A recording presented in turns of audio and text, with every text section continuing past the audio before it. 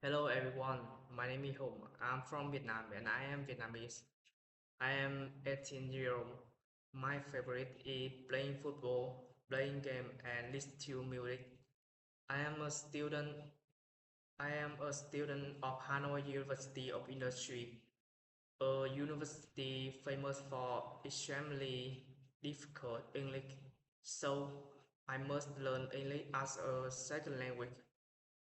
I learn it not only for university but also for my work, my life, and my future. Today, English is very important. It is common language, so if you traveling anywhere on the world, but you not know language at where you come, you can use English to communicate with people. For work, English help you can earn more money, career opportunity, and have negotiate contract with companies.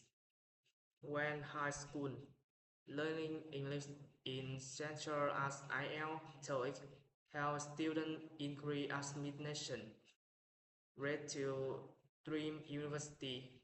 So can you see English is very important, and that is why I learn English. Thank you for listening and goodbye.